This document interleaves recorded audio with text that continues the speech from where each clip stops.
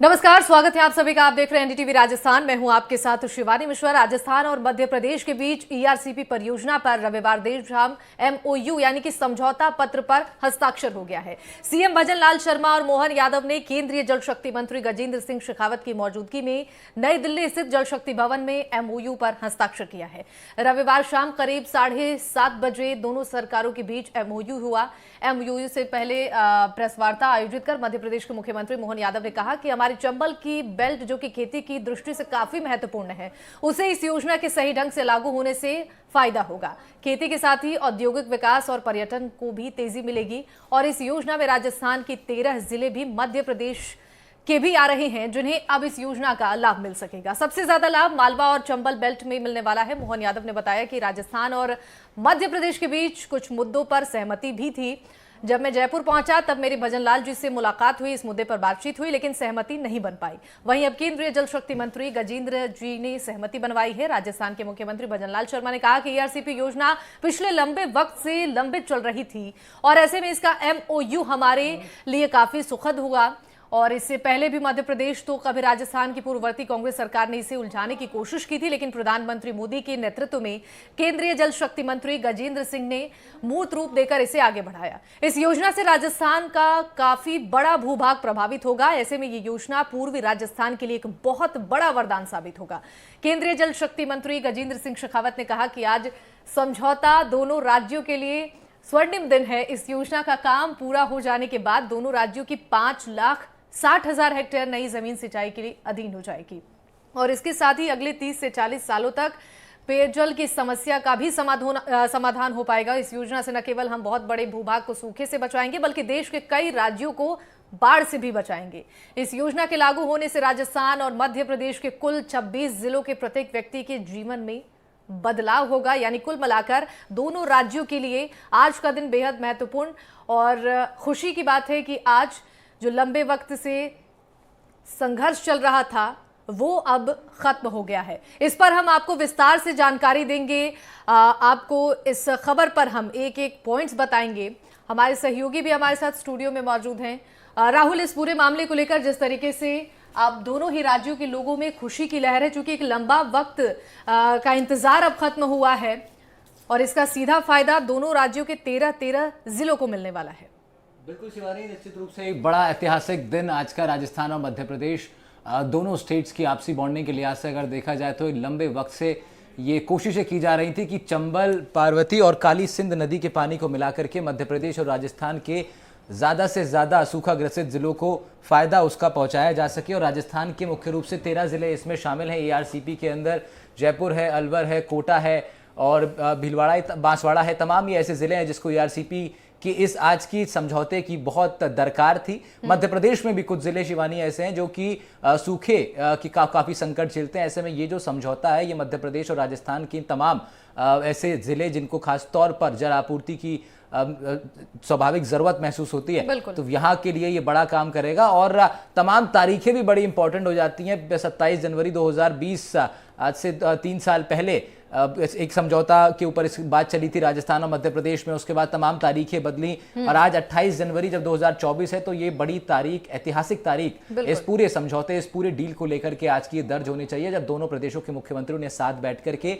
ये समझौता आपस में किया है। अब तमाम गेस्ट भी हमारे साथ जुड़े हुए हैं। बालवीरेंद्र शेखावत हमारे सहयोगी जयपुर से हमारे साथ जुड़ रहे हैं और इरफान इजहार हमारे साथ जुड़ रहे हैं मध्य प्रदेश से और नीरज शर्मा हमारे वरिष्ठ सहयोगी न्यूज रूम से हैं। सबसे पहले नीरज जी से एक बार बहुत जल्दी से समझ लेते हैं कि ये पूरी जो योजना है ये क्यों इतनी इंपॉर्टेंट हो जाती है शिवानी, कि राजस्थान और मध्य प्रदेश इन दोनों स्टेट के सिर्फ 13 जिले नहीं, 13 जिले तो महत्वपूर्ण वो मुख्य जिले हैं, पर अन्य और भी बड़े क्षेत्रफल को जल आपूर्ति इससे मिलेगी। नीरज जी से एक बार इसका गणित समझ लेते हैं, क्या इसका हिसाब है, डील क्या हुई है, किस राज्य पे कितना पानी पहुंचेगा। नीरज जी, ये जरा आप आसान भाषा में अगर हमारे दर्शकों को समझा दें तो ये टॉपिक क्लियर हो जाएगा। उसके बाद अपने रिपोर्टर्स पे चलेंगे ग्राउंड पे। राहुल और शिवानी, देखिए इसमें एक बड़ा अपडेट ये दे दूं कि दो राज्यों के साथ ही तीसरा पक्ष भी इसमें इन्वॉल्व है, यानी राजस्थान, मध्य प्रदेश और केंद्र सरकार के बीच त्रिपक्षीय ये जो हस्ताक्षर हुए हैं, एमओयू पे हस्ताक्षर हुए हैं, इसमें केंद्र सरकार भी इन्वॉल्व है। केंद्र सरकार की ओर से जो केंद्रीय जल शक्ति विभाग के सचिव जो हैं मंत्रालय के, देवाशी मुखर्जी, उन्होंने इस पे हस्ताक्षर किए हैं। राजस्थान के जल संसाधन विभाग के अतिरिक्त मुख्य सचिव जो हैं उन्होंने इस पे हस्ताक्षर किए हैं, अभय कुमार ने। और मध्य प्रदेश से जल संसाधन विभाग के अतिरिक्त मुख्य सचिव डॉक्टर राजेश कुमार राजौरा ने इस पर हस्ताक्षर किए। महत्वपूर्ण इसलिए है कि दोनों राज्यों, राजस्थान और मध्य प्रदेश के करीब 13 जिले उसके अंदर शामिल हो रहे हैं। 5 लाख करीब 60,000 हेक्टेयर से ज्यादा जमीन जो है वो अब सिंचाई के लिए और पीने के पानी के लिए फायदा होगा। 25 लाख से ज्यादा परिवार जो हैं राजस्थान के, उसको सीधे तौर पर ईआरसीपी का लाभ मिलेगा। आपको बता दूं 13 दिसंबर 2022 को केंद्र सरकार ने पार्वती, चंबल और काली सिंध जो पीकेसी जो नदियां हैं, इनसे ईआरसीपी को लिंक करने के, यानी एकीकृत करने का जो प्रस्ताव है, इसकी रूपरेखा बनाकर के उसको अप्रूवल दिया था। और अब प्रधानमंत्री नरेंद्र मोदी की वादे के मुताबिक केंद्र सरकार ने बड़ा एक्शन लिया है। आज बता दूं कि मुख्यमंत्री भजनलाल शर्मा और मध्य प्रदेश के जो सीएम हैं मोहन यादव, उन्होंने जयपुर में भी वार्ता की थी। उसके बाद दिल्ली जाकर के फाइनली इस समझौता पत्र पर यानी एमओयू पर हस्ताक्षर हुए। और दोनों राज्यों के मुख्यमंत्री ने ये आरोप लगाया कि पिछली कांग्रेस सरकार के अंदर इसको अटकाने और लटकाने का काम किया गया और इस पर राजनीति की गई। राजस्थान में गहलोत सरकार पर आरोप लगाए गए और मध्य प्रदेश में पिछली कमलनाथ सरकार पर ही आरोप लगाए गए। 2017 में राजस्थान की वसुंधरा सरकार ने इस प्रस्ताव को जो है सबसे पहले जो ईआरसीपी है इसको रखवाया था। तो और नीरज जी, इसको फिर इस रूप में भी देखा जा सकता है कि ये डील जो हुई है केवल ईआरसीपी की बात नहीं है। अगर ये भी देखिए जो दावा जो किया जा रहा था डबल इंजन की सरकार का, और जो बीजेपी केंद्र की तरफ से हमेशा प्रोपोगेट करती रहती है कि राज्यों में अगर हमारी सरकार होगी तो बेहतर तरीके से काम हो पाएगा, तो ये जो समझौता है आज का और सरकारें जो अभी बीते दिनों बदली, ये बीजेपी के उस दावे को भी बड़ा मजबूती देता है, जनता के बीच में बड़ा मैसेज देता है। और शिवानी, इससे पहले वीरेंद्र के पास हम चलें जयपुर में, हमें मुझे लगता है मध्य प्रदेश की ओर रुख करना चाहिए। इरफान, इजहार से, माफ कीजिएगा, इजहार से हमको समझना चाहिए कि मध्य प्रदेश के लिए कितना जरूरी है ये डील। राजस्थान के लिए तो जरूरी है ही, राजस्थान की इमेज भी अगर हम देखें दुनिया जान में तो लोग इसी तरीके से सोचते हैं कि भाई यहाँ पे जलापूर्ति की दिक्कत है। But what about Madhya Pradesh? इजहार, मध्य प्रदेश के लिए ये समझौता कितना इंपॉर्टेंट हो जाता है, और इस पर जरा आप हमारे दर्शकों को बताएं कुछ। देखिए, सबसे पहले तो बता दूं आपको कि जो ये ईआरसीपी है, कहीं ना कहीं ये एक अभियान था जो पूर्व प्रधानमंत्री अटल बिहारी वाजपेयी की एक योजना थी, नदी से नदी जोड़ो अभियान। उसके तहत ये जो काली सिंध नदी है, पार्वती नदी है और चंबल नदी है, जो इन दोनों प्रदेशों में इसके जल का बंटवारा होना था और इन जल नदियों का एकीकरण हो रहा था। लेकिन किन्हीं वजहों से ये जो सहमति नहीं बन पाई, उसके लिए वजह जो बताई जा रही थी कि डैम और जो बैराज है, इनका जो पानी था, इनका जो पानी छोड़ना था, इनका जो पानी स्टॉक था, इनको लेकर कहीं ना कहीं वजह बताई जा रही थी। हालांकि 2005 में जो समझौता हुआ था उसके हिसाब से ईआरसीपी का जो निर्माण भी होना था, जबकि इसमें कहीं ना कहीं जब कांग्रेस सरकार ने अपना जो कांग्रेस की जो सरकार थी, जब उसने अपना हिस्सा देने से मना किया, तो राजस्थान सरकार ने अपने खर्च पर जो है इसको शुरू करने का फैसला लिया। हालांकि जो मामला था जब फिर सुप्रीम कोर्ट में चला गया, जिसकी वजह से अटक गया। लेकिन जब प्रधानमंत्री नरेंद्र मोदी ने अभी जो हाल ही में, अगर बात की जाए सरकारों की भी, तो कहीं ना कहीं सरकारों का टकराव था। राजस्थान में कांग्रेस की सरकार थी, मध्य प्रदेश में भाजपा की सरकार थी, उससे पहले भारतीय जनता पार्टी की सरकार राजस्थान में थी। तो कहीं ना कहीं जो सरकारें थी उनमें भी टकराव देखने को मिलता था। अभी जो स्थिति है वो इस समझौते के लिए कहीं ना कहीं बहुत अनुकूल स्थिति थी, क्योंकि केंद्र में सरकार है भारतीय जनता पार्टी की, राजस्थान में सरकार है भारतीय जनता पार्टी की, और मध्य प्रदेश में भी सरकार है भारतीय जनता पार्टी की। और कहीं ना कहीं प्रधानमंत्री लगातार इस बात को कहते हैं कि जो प्रदेशों के सीएम है वो आपस में परस्पर संबंध स्थापित करें और विकास कार्यों में रोड़ा न अटकाए, इस पर ध्यान दें और मिलजुल कर काम करें। इसी कड़ी में कहीं ना कहीं मुख्यमंत्री मोहन यादव आज जयपुर पहुंचे थे, जहां पर उन्होंने राजस्थान के मुख्यमंत्री भजनलाल शर्मा के साथ मुलाकात की और लंबे समय से जो ये मामला अटका हुआ था, इस पर दोनों ही नेताओं ने खुले मन से चर्चा की। दोनों ने अपने अपने मन की बात सामने रखी, अपने अपने स्टेट की जो हालत थी वो एक दूसरे को बताया, और कहीं ना कहीं स्थिति जो है काफी जो है कहे कि कंट्रोल में हो गई। काफी कि जो सारा जो समस्या थी उसका समाधान हो गया और जो रही सही कसर थी वो दिल्ली में पूरी हो गई। जयपुर से मुलाकात के बाद दोनों ही नेता दिल्ली पहुंचते हैं। दिल्ली में जो जल शक्ति मिशन के केंद्रीय मंत्री हैं गजेंद्र सिंह शेखावत, उनकी मौजूदगी में दोनों नेताओं के बीच बातचीत होती है और फिर समस्या का हल हो जाता है। उसके बाद एमओयू साइन हो जाता है। अब कुल मिलाकर जो ईआरसीपी है जिससे एक बहुत बड़ा फायदा राजस्थान के लगभग 13 जिलों को होगा, तो वहीं मध्य प्रदेश के भी लगभग इतने ही जो जिले हैं जो ग्वालियर चंबल के इलाके में आते हैं, जहां पर पानी की समस्या आती है, गर्मी में सूखे की स्थिति जैसी निर्मित हो जाती है, उनके लिए फायदा होगा। तो कहीं ना कहीं कुल मिलाकर ये दोनों ही स्टेट्स के लिए एक बहुत फायदेमंद समझौता साबित होगा, जो कि पिछले काफी लंबे समय से अटक रहा था। और इसमें कहीं ना कहीं जो ओम बिरला है, जो लोकसभा के स्पीकर हैं, उन्होंने भी एक अहम भूमिका निभाई है। उन्हीं की पहल पर ये दोनों नेताओं के बीच मुलाकात हुई है और अब ये एमओयू भी साइन हो गया है। जल्द ही जो आगे की जो प्रक्रिया है उसको भी पूर्ण कर ली जाएगी और ईआरसीपी का रास्ता साफ हो जाएगा। जी ठीक है, हमारे संवाददाता बाल वीरेंद्र भी हमारे साथ जुड़े हुए हैं। राजस्थान के बारे में जरा समझते हैं, क्योंकि एक लंबे वक्त से जो संघर्ष चल रहा था, एक मनमुटाव दोनों राज्यों के बीच चल रहा था इस समझौते को लेकर, 19 सालों का एक लंबा इंतजार खत्म हुआ है। आज का दिन बेहद खास है दोनों ही राज्यों के लिए। तो इसमें हम आपसे समझना चाहेंगे पूर्वी राजस्थान के उन जिलों के बारे में जरा विस्तार से दर्शकों को जानकारी दीजिए जिनको इस परियोजना का लाभ मिलने वाला है। बिल्कुल, देखिए शिवानी, जिस तरीके से हमारे सहयोगी ने भी बताया है कि ईआरसीपी राजस्थान के लिए काफी महत्वपूर्ण है, वहीं आप लागू होती है तो इससे दोनों राज्यों के जो वहां की आम जनता है, चाहे किसान वर्ग हो या फिर कह सकते हैं कि जो साधारण जो व्यक्ति है, उनको काफी फायदा होगा। अगर मैं राजस्थान की बात करूं तो राजस्थान के वो 13 जिले हैं पूर्वी राजस्थान के, जिसमें आप देखेंगे टोंक है, इसके अलावा बात करें कोटा, बूंदी, सवाई भरतपुर, दौसा, अलवर, ये तमाम वो जिले हैं जहां पे जो ये परियोजना है वो कहीं ना कहीं जीवनदायी परियोजना रहेगी। इसके अलावा अगर बात की जाए इस योजना की, तो जिस तरीके से हमारे वरिष्ठ सहयोगी नीरज शर्मा ने भी बताया है कि किस तरीके से राजस्थान के अंदर ये परियोजना जीवनदायी है, तो उसमें आप देखेंगे कि वसुंधरा राज्य कार्यकाल के दरमियान वसुंधरा राज्य ने इस परियोजना को लागू करने के लिए बजट भी पास किया था, लेकिन मध्य प्रदेश के अंदर जो विपक्ष, जो कह सकते हैं कि जो बीजेपी की सरकार ना होकर कांग्रेस की सरकार के चलते ये योजना लागू नहीं हो पाई थी। इसके अलावा अगर बात की जाए, लगभग मैं बात करूंगा इसमें 2005 की, अगर 2005 में इसमें बात की जाए, दोनों राज्यों के बीच में समझौता हुआ था और इसमें बांध बनाने को लेके पूरी जो कह सकते हैं कि चर्चा हुई थी। लेकिन इस परियोजना के अंदर जो बांध बनाया गया, बनाने की जो बात थी या चर्चा थी, उसको लेके जो कह सकते हैं कि जो बैराज या फिर जो बांध है वो दूसरे राज्य की सीमा में नहीं आते हैं। इसको लेके भी ये दोनों राज्यों की जो ये पूरा तमाम चीजों पर इन तमाम चीजों पर बिल्कुल वीरेंद्र, इस पर दोनों राज्यों की जो प्रशासनिक टीमें अब वो बैठेंगी और शिवानी इसके लिए बाकायदा अब जो है बेहतर रहेगा कि तमाम जो ऑफिसर्स अब इसके लिए गठित होंगे वो और तरीके से काम कर पाएंगे। वीरेंद्र, इससे पहले मैं नीरज जी के पास चले शिवानी, वीरेंद्र से जरा ये जरूर अपडेट ले लेते हैं कि वीरेंद्र, जो बैठक आज हुई थी जयपुर में, आज सुबह दोनों मुख्यमंत्री मौजूद थे, मध्य प्रदेश के मुख्यमंत्री, राजस्थान के मुख्यमंत्री, वो वहां से ये आज के दिन की जो हम कह रहे हैं कि आज का दिन बेहद ही खास है, आज का दिन बेहद ही ऐतिहासिक है, इसको गढ़ने की जो पटकथा है वो सुबह आज मान सकते हैं कि हम शुरू हुई थी। जरा वो सुबह के भी एक जरा बताइए कब इनके लोग की मुलाकात हुई और उस पर्टिकुलरली बैठक में क्या तय हुआ था जो दिल्ली जाकर के फाइनल हुआ।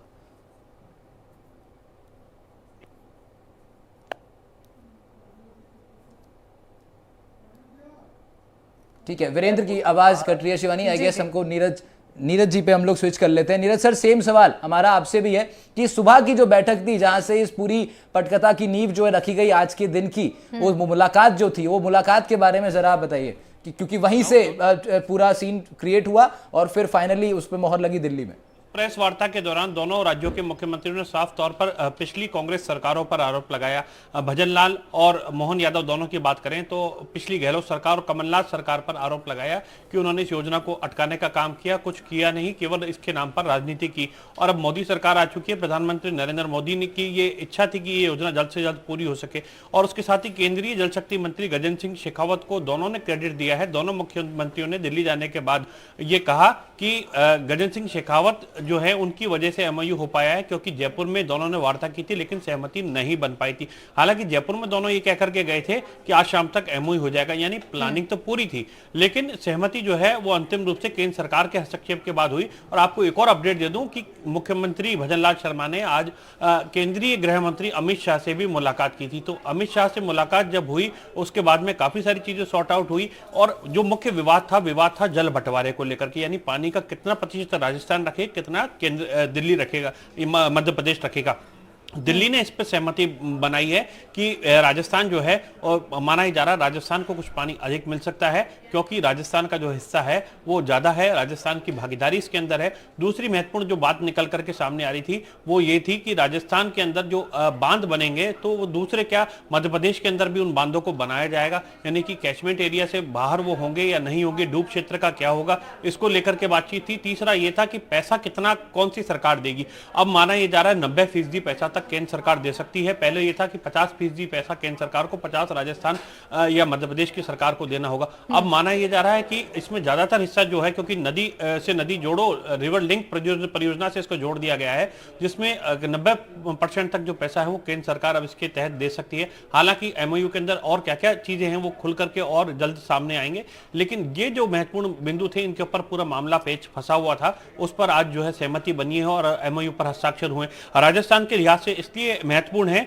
कि जो बांधों की हम बात कर रहे थे, प्राथमिकता वाली इस लिंक परियोजना जिसका अप्रूवल किया गया था, इसके अनुसार पूर्वी राजस्थान नहर परियोजना में रामगढ़ बैराज बांध, महलपुर बैराज, नवनेरा बैराज, मेज बैराज, राठौड़ बैराज, डोंगरी बांध, रामगढ़ बैराज से डोंगरी बांध तक फीडर तंत्र और ईसरदा बांध जो कि सवाई माधोपुर क्षेत्र में पड़ता है, इसका क्षमता वर्धन किया जाएगा। और पहले से जो बने हुए यानी पूर्व निर्मित जो 26 बांध हैं उनका भी पुनरुद्धार किया जाएगा, उनको भी जीर्णोद्धार किया जाएगा।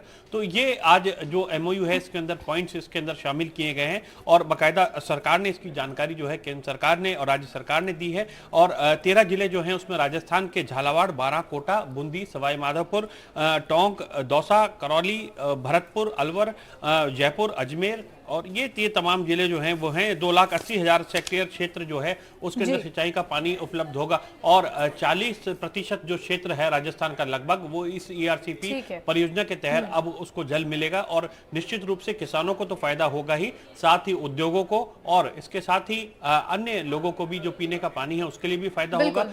देखिए बहुत महत्वपूर्ण ये बात है, और इसे हमें सियासी चश्मे से भी देखना होगा कि राजस्थान में केवल पानी के लिहाज से महत्वपूर्ण ये परियोजना जो है इसको अब सियासी रूप से भी तोला जाने लगा है, क्योंकि पिछली बार गहलोत की सरकार थी यानी कांग्रेस की सरकार थी, उसके कार्यकाल में ये योजना जो है वो परवान नहीं चढ़ सकी। हालांकि गहलोत सरकार ने इसके लिए 2022-23 के बजट के अंदर लगातार बजट दिए थे, लेकिन जो एक टाइम जो पीरियड था वो काफी लंबा जा रहा था, यानी कि राज्य सरकार अपने बूते इसको बहुत जल्द पूरा नहीं करा सकती थी।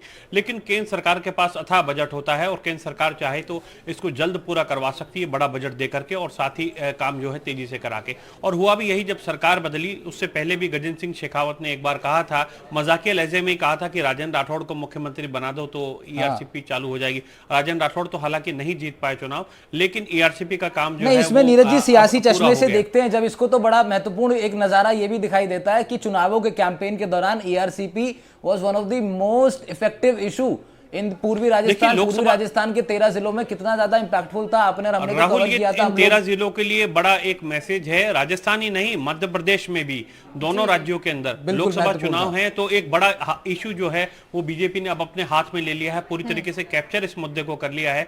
और ये पानी से जुड़ा हुआ जो मुद्दा है, किसानों के अंदर एक बड़ी खुशी की बात जो है वो कही जा सकती है, उद्योगों के लिए, धंधे के लिए, काम धंधे के लिए। लोकसभा चुनाव में निश्चित रूप से इसका बेनिफिट जो है वो देखा जा सकता है। इफेक्ट इसका शिवानी लोकसभा चुनाव में देखने को मिलेगा। लेकिन इजहार के पास चलते हैं। इजहार जरा ये भी समझ लेते हैं कि 3 चरण और 7 सालों में इसका काम पूरा होगा, ऐसा तय किया गया था। 37,000 करोड़ रुपए प्रोजेक्ट शुरू हुआ, लेट हो गया तो 45,000 करोड़ का प्रोजेक्ट हो गया। अभी कितने टाइम में फाइनली इसको प्रोजेक्ट को वाइंड अप करने का प्लान सरकारें दोनों मिलकर के कर रही हैं, और क्या कुछ इसमें अभी हम लोग मान के चलें कि लोकसभा चुनाव तक क्या कुछ दिखाने के लिए सरकार पर होगा? दिखाना बड़ा इंपॉर्टेंट हो जाता है, इस पर बाद में बात करेंगे। फैक्ट दीजिए आप।